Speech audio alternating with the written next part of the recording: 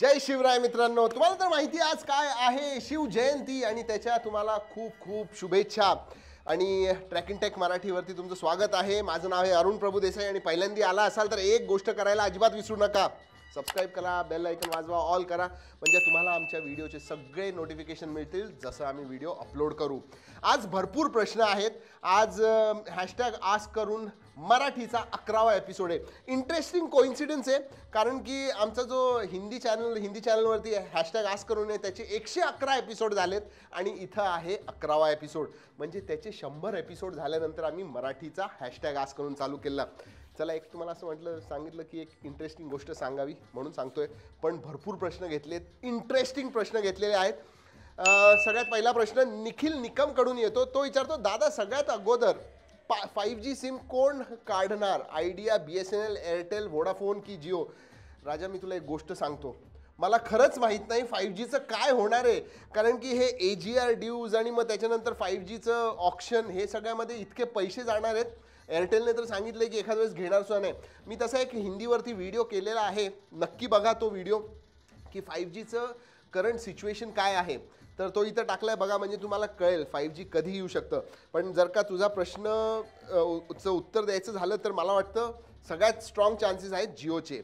विशाल गवई विचारतो, दादा सॅमसंगच्याच जस्ट फोनमध्ये का AMOLED डिस्प्ले, अच्छा सॅमसंगच्या जास्त फोनमध्ये का AMOLED डिस्प्ले का असतात इतर ब्रँडच्या कंपॅरिझनमध्ये? सिम्पल गोष्ट, AMOLED ही टेक्नॉलॉजी सॅमसंगची आहे, ॲज सिम्पल ॲज दॅट। स्वतःचीच टेक्नॉलॉजी असली तर घाला ना फोन्समध्ये, काही टेन्शन नाही, पण yes that is the reason. Krishna Datta Kulkarni विचारतो, अरुण मित्रा, मोबाईल कंपन्या सॉफ्टवेअर अपडेटमधून मोबाईल स्लो करू शकतात का? ॲपल करतच ना, करू शकतात, न करायला काय। सॉफ्टवेअर अपडेटनी काहीही होऊ शकतं, कधी कधी फोन ब्रिक होतो, बंद होतो, अजून जास्त बग्स येतात। बेसिकली काय आहे, त्याचं जे कोड असतं ते अपडेट होतं आणि कोडमध्ये काही चूक झाली आणि स्लो करण्याचं सुद्धा कोड येतं, ते टाकलं की झालं, स्लो झाला तुमचा फोन।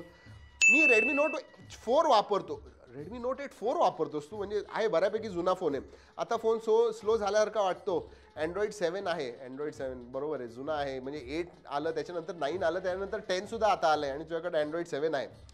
सिक्युरिटी पॅच 18चा आहे। मी तुला सांगू का, अपडेट कर, कारण की आता स्लो झाला आहे। पण त्याच्या आधी एक काम कर, तुझा फोन जो आहे ना तो रिसेट कर, हार्ड रिसेट कर, तुझा डेटा जो आहे तो बॅकअप घे आणि हार्ड रिसेट करून बघ चालतो का। थोडे दिवस अजून चालला तर चालव, नाहीतर update a phone, that's what I can say. Mayur Chaudhari विचारतो, दादा मला सांग, तुला काय वाटतं की भारतात आपल्याला 5G कधीपर्यंत वापरायला मिळेल? जपान तर 230 मध्ये 6G लॉन्च करणार आहे अशी न्यूज आली आहे। हो, मीच दिलेली त्या टेक न्यूजमध्ये। जपान काय करतो सोडा, आपल्या इथं 5G हे बघ, तसंच बघायला आयडियल कंडिशन्समध्ये 2022 मध्ये 5G यायला पाहिजे इंडियामध्ये, असं मला तरी वाटतंय। तर बघूया, पण येईल 2022-23 पर्यंत नक्की येईल। तेजस आरामकर विचारतो, what are the specs of Realme 6 and what will be the price? My guess is as good as yours but they are going to be good. म्हणजे काही माहीत नाही, अजून लीक्स सुद्धा आलेले नाही आहेत, पण काही काही लोक म्हणत आहेत मीडियाटेकवरती येणार आहे, हो म्हणजे हिलिओच्या कुठल्या तरी एका प्रोसेसरवरती येईल, काही काही म्हणत आहेत की 7 सिरीजच्या स्नॅपड्रॅगन प्रोसेसरवरती येईल। आय रिअली डोंट नो, आता जेव्हा येईल तेव्हा बघूया। पण त्यांनी ऑलरेडी त्यांचं Realme 5 Pro वगैरे जे आहे त्याच्यामध्ये इतकं चांगले स्पेसिफिकेशन दिले आहेत, त्याच्यावरतीच असणार, एवढं मी तुला नक्की सांगू शकतो। संस्कार मेकर, नाव काय तुझं? संस्कार करतोस, बरं। प्लीज मला सांग की PUBG चांगला आहे का नाही? अरे PUBG चांगला आहे का नाही? PUBG कधी कुठलंही ॲप, कुठलंही गेम चांगलं किंवा वाईट नसतं, तुम्ही किती चांगल्या आणि वाईट प्रकारे त्याला वापरता हे महत्त्वाचं असतं। म्हणजे PUBG खरं तू ब्रेक, म्हणजे दिवसभर 4 तास काम केलंयस किंवा 4 तास अभ्यास केलायस, ब्रेकसाठी जर का एक 15-20 मिनिटं तू PUBG खेळला तर PUBG फार छान। पण जर का तू 4 तास PUBG खेळला आणि ब्रेकमध्ये जर का तू अभ्यास करत असशील तर PUBG वाईट, हे लक्षात ठेव। म्हणजे तू कसं वापरतो ते जास्त महत्त्वाचं आहे। योगेश खेडेकर विचारतो, भाऊ मला न्यू मोबाईल घ्यायचा आहे, 25,000 बजेट आहे, पण iQOO 3 साठी वेट करतोय, तरी तू सांग ना कोणता फोन घेऊ, कारण मला 3 वर्ष वापरायचा आहे गेमिंगसाठी आणि हार्डवर्कसाठी। हार्डवर्क त्याच्यावरती तू काय करणार आहेस? म्हणजे गेमिंग मला कळालं, पण हार्डवर्क काय करणार आहेस?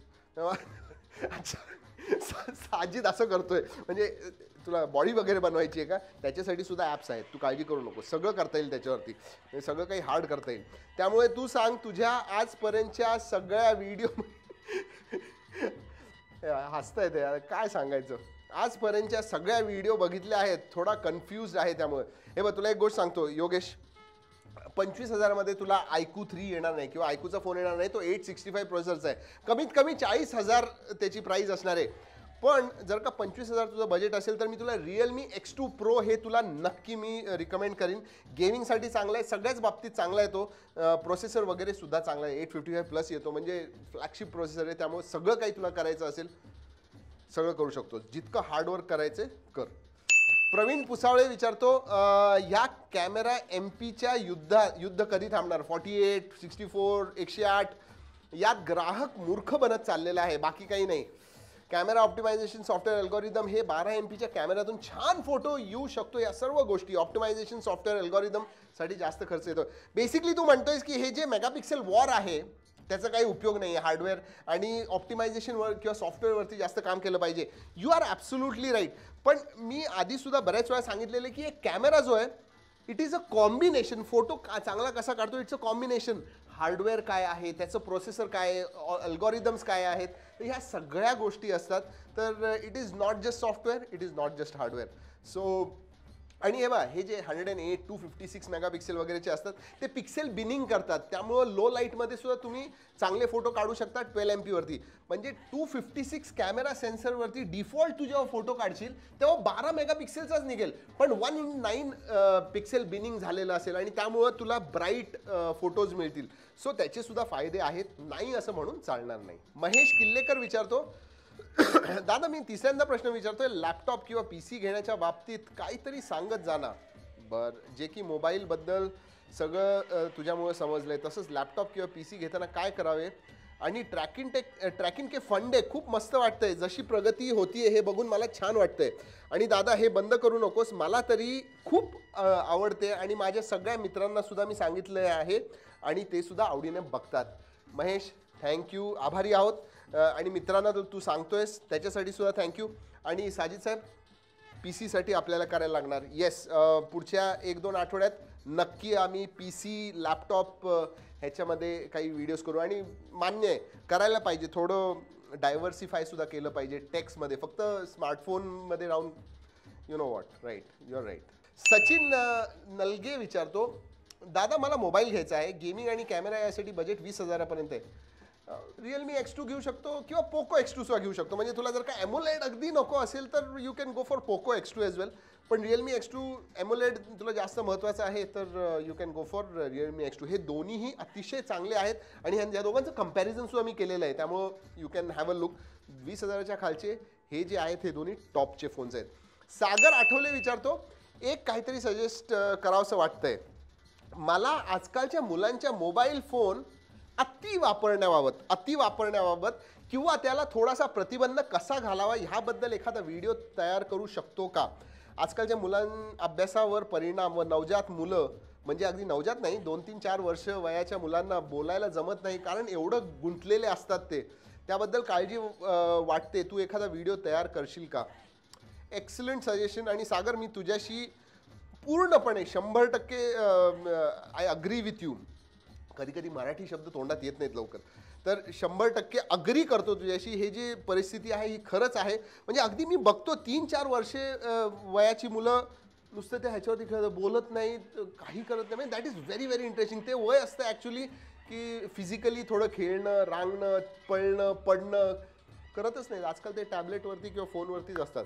So I will try to make a video for parents, कारण की बघ त्या वयात मुलांना जास्त माहिती नसतं. आपण जे प्रोव्हाइड करतो तेच ते बेसिकली यूज करणार. त्यामुळे मला वाटतं की मी ते आई वडील जे असतात त्यांच्यासाठी एक व्हिडिओ बनवायला पाहिजे असं मला वाटतं. And we will do it. I will do it definitely. हिंदीवरती सुद्धा करेन, मराठीवरती सुद्धा करेन. अक्षय दगरे विचारतो, दादा माझा एक प्रश्न आहे. माझ्याकडे मोटो E4 प्लस आहे, त्यात मीडियाटेक प्रोसेसर आहे, 2 वर्ष झाली मोबाईल खूप हँग होतो, मोबाईलचे प्रोसेसर खूप स्लो चालतात.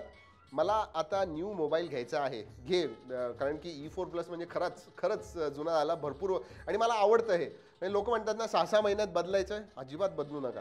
तर मी पोको X2 स्नॅपड्रॅगनचा घेऊ की रेडमी नोट 9 प्रो मीडियाटेकवर असेल तो, दोन्ही चांगले आहेत. म्हणजे पोको X2 जर का तू घेतला आत्ता, जर का तुला घ्यायचं आहे ना पोको X2 घेऊन टाक. आणि जर का तुला थांबायचं असेल अजूनही, तुला जर का E4 प्लस काही महिने वापरायचं आहे, नोट 9 प्रोसाठी थांब.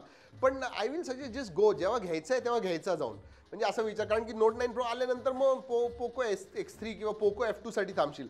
सो थांबणं हे I don't think is necessary. घ्यायचं आहे तर आत्ता जाऊन पोको X2 घे, इट्स अ ग्रेट फोन. आकाश साळुंके विचारतो मोबाईल आणि टॅबलेटमध्ये डिफरन्स काय आहे? मोठी स्क्रीन असली की तो टॅबलेट. जनरली थंब रूल असा आहे की 7 इंचीचा हा टॅबलेट असतो, त्याच्या खालचे जे आहेत ते स्मार्टफोन, म्हणजे 6 इंची, 6.5 इंची, 6.3 इंच, 6.7 इंच हे स्मार्टफोन झाले. टॅबलेट 7 इंच, 8 इंच, 10 इंच हे टॅबलेट असतात. बस that is the difference. So big screen smartphone is tablet. Vishwesh विचारतो dear Arun, do not think to stop Marathi videos. Every YouTube businessman facing the same problems, but they reduce their expenses and not stop business. I wish and hope your YouTube views will grow up.